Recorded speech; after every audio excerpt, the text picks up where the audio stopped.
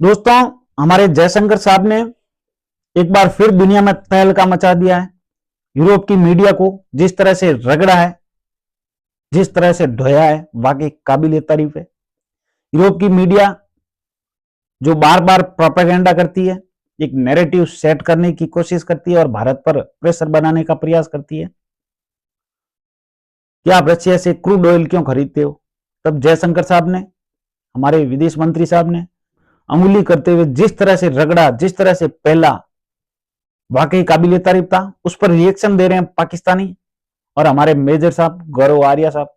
पहले उनका ये वीडियो देखिए।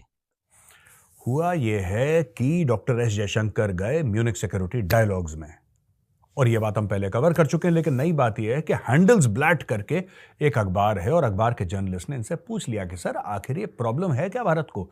भारत इतना तेल क्यों खरीदता है रूस से? आप जानते हैं कि भाई रूस ने यूक्रेन के ऊपर कर दिया हमला, और यूक्रेन के ऊपर हमला करके हजारों बेगुनाहों को मार दिया। तो फिर आप बताइए, भारत क्यों ऐसे अग्रेसर को, जो कि चढ़ दौड़ता है दूसरे मुल्कों को, भारत उनको क्यों सपोर्ट करता है? यह सवाल पूछा, और यह सवाल जायज है दोस्तों, पूछने का अधिकार है, और यह सवाल किसी के भी दिमाग में आ जाएगा। लेकिन जिस तरीके से डॉक्टर जयशंकर ने भारत को डिफेंड करा दोस्तों, यह अपने आप में यह पीएचडी है। पीएचडी किसकी पीएचडी है? यह डिप्लोमेसी की, यह पेट्रियोटिज्म की, यह नेशनलिज्म की पीएचडी अपने आप में। और उन्होंने दो तीन बातें बोली, बड़ी प्यारी बातें बोली। उन्होंने बोला, देखिए ऐसा है कि जो रूस के साथ हमारे संबंध हैं वो आज के नहीं है, बहुत पुराने हैं, और उन पुराने संबंधों ने कभी गिराव नहीं देखा, हर समय या तो स्थिरता देखी या चढ़ाव देखा। पहली बात यह है। दूसरी चीज यह है कि कह रहे हैं आप तो बात कर रहे हैं तेल की, मैं तेल पे दोबारा आऊंगा, लेकिन मैं आपको यह बताना चाहता हूं, वो डॉक्टर साहब बता रहे हैं इनको, डॉक्टर जयशंकर, कि भाई ऐसा है कि एक जमाना था जब भारत को परेशानी थी, जब भारत घिरा हुआ था दो दुश्मनों से, आज भी घिरा हुआ है बाय द वे। उस समय भारत के पास इतने पैसे नहीं थे। वो जमाना था जब भारत मिलिटरीली और इकोनॉमिकली इतना रोबस्ट नहीं था, इतना सॉलिड नहीं था जितना आज की तारीख में। तब हम वेस्ट से रिक्वेस्ट करते रहे कि हमें भी हथियार बेचो, हमें भी हथियार बेचो, हमें भी हथियार बेचो। लेकिन पश्चिमी देशों ने एक ना सुनी, उनके सर पे चढ़ा था पाकिस्तान का जुनून। वो बात अलग है दोस्तों कि आज की तारीख में पाकिस्तान को ऐसे निकाल के फेंक दिया जैसे दूध से मक्खी निकालते हैं, वो बात अलग है। लेकिन fact of the matter is कि एक जमाने में पाकिस्तान, अच्छा पाकिस्तान तब भी नालायक था, पाकिस्तान तब भी फुकरा था, पाकिस्तान आज भी फुकरा है। तो पाकिस्तान में कोई चेंज नहीं आया, पाकिस्तान वैसी बेड़ा गर्क पहले था, बेड़ा गर्क आज है। लेकिन उस समय वेस्टर्न कंट्रीज को पाकिस्तान की जरूरत थी। पाकिस्तान को हर समय टिश्यू पेपर की तरह यूज करा है अमेरिका ने और वेस्टर्न कंट्रीज ने। जैसे नैपकिन होती है, आपने हाथ पोंछे, मुंह पोंछा, नाक पोंछी, फेंक दिया डस्टबिन पे। यह पाकिस्तान की असली औकात है, और पाकिस्तान इसी में खुश भी है, इसी में खुश भी है। इसीलिए पाकिस्तान ने बोला कि हमें भारत से खतरा है। उस समय वेस्ट ने यह नहीं देखा कि इसको खतरा कैसे है। अटैक तो खुद ही कर रहे हैं पाकिस्तानी इंडिया को। 1947-48 में इन्होंने अटैक करा, 1965 में अटैक करा, 1971 में अटैक करा, ठीक है। 1999 कारगिल तो बाद में हुआ, जिसमें भी पाकिस्तान ने अटैक करा। लेकिन fact of the matter is, attack तो पाकिस्तान की तरफ से हुआ। जब पाकिस्तान की तरफ से अटैक हुआ तो फिर पाकिस्तान को क्या खतरा है भारत से यार?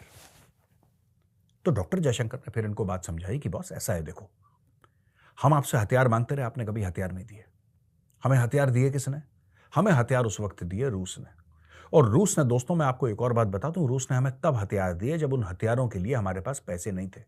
तो हम रूस को भेजते थे गेहूं, ठीक है, हम भेजते थे सब्जियां, जो भी हम लोग उगा सकते थे, चावल, ये सब हम रूस को भेजते थे, और रूस उसके एवज में हमें हथियार देता था।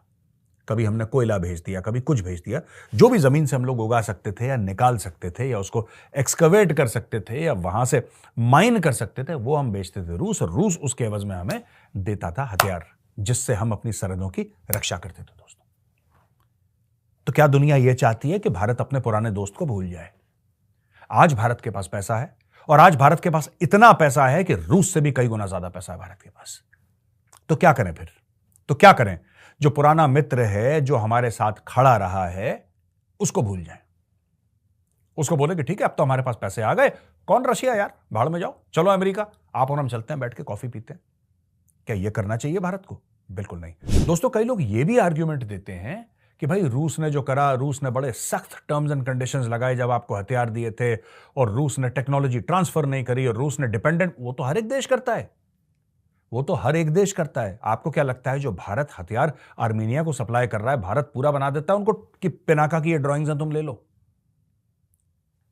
कोई देश नहीं करता यार ऐसे।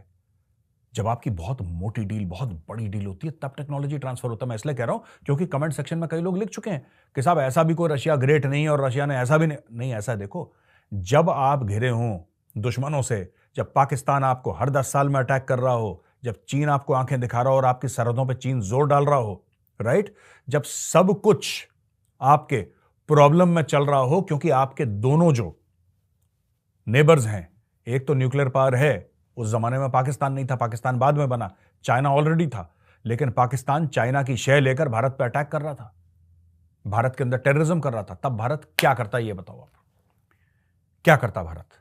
रूस ने करी है मदद? What do Western ambassadors do in India? If my ambassadors did a fraction of that, you would all be up in arms. So I think there are double standards here. There is a reaction in many parts of the world to self-appointed custodians, people who've never fought an election, who are nothing to do with democracy, actually telling the rest of the world what is right and what is wrong in democracy. You know, democracy doesn't put food on your table.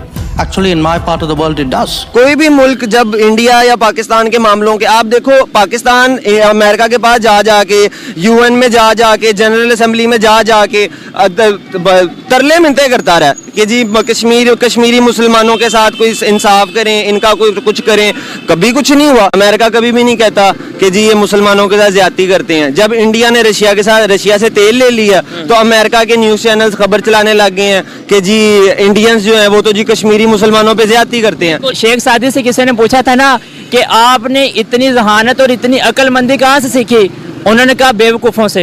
अच्छा, वो सुनने वाले हैरान, बेवकूफ़ों से? वो कैसे? ये हमें इधर मीडिया बैठ के बता देता टीवियों पे कि जी कश्मीर में आज इतने मुसलमान मर गए, आज इतने मुसलमान मर गए। भाई सोशल मीडिया का दौर है, आप यूट्यूब पे जाके इंडियन यूट्यूबर्स को देख लो, वो सारा कश्मीर जाते हैं, सारा कश्मीर फिरते हैं, मुसलमानों के साथ उठते बैठते हैं। उनकी वीडियोस में तो आप कभी नहीं देखोगे कि कहीं मुसलमान कश्मीर के अंदर कहीं कोई एहतजाज कर रहे हैं। जिसका खाते हैं उसी के गुण गाते हैं।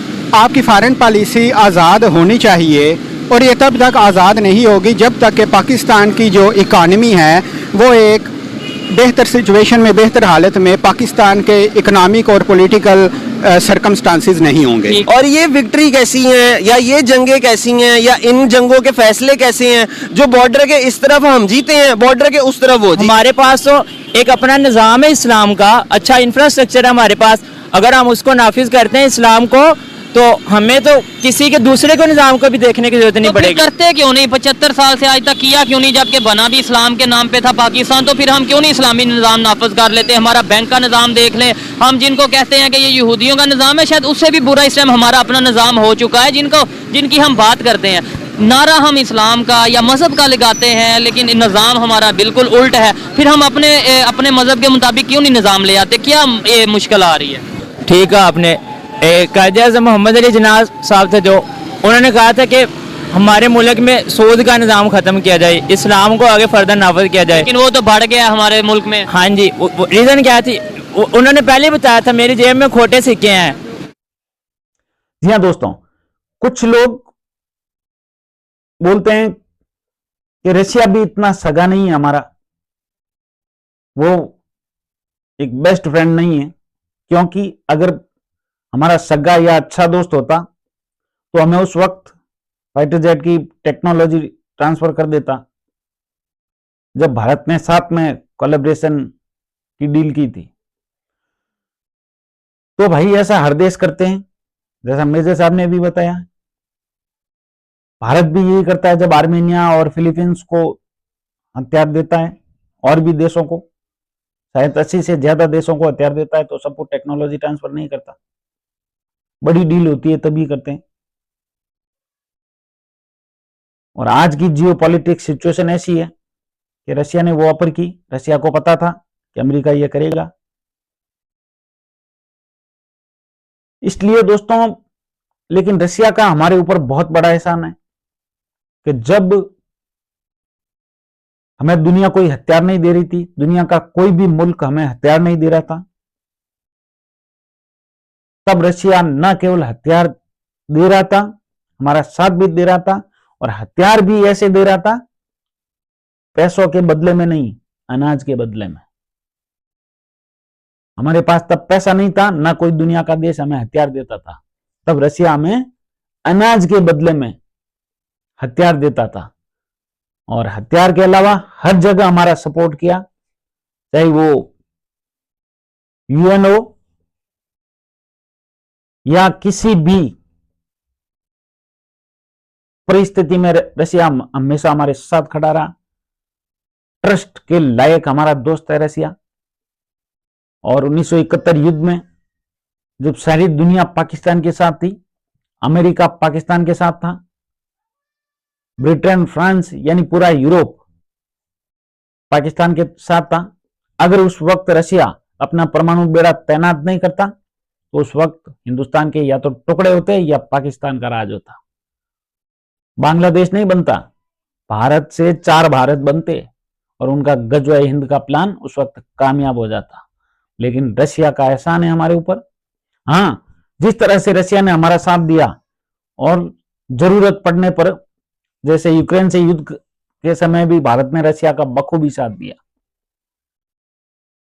अगर वीडियो अच्छा लगा हो तो प्लीज सब्सक्राइब करें, अधिक से अधिक शेयर करें, लाइक करें, कमेंट करें। बहुत बहुत धन्यवाद। भारत माता की जय। जय जय श्री राम।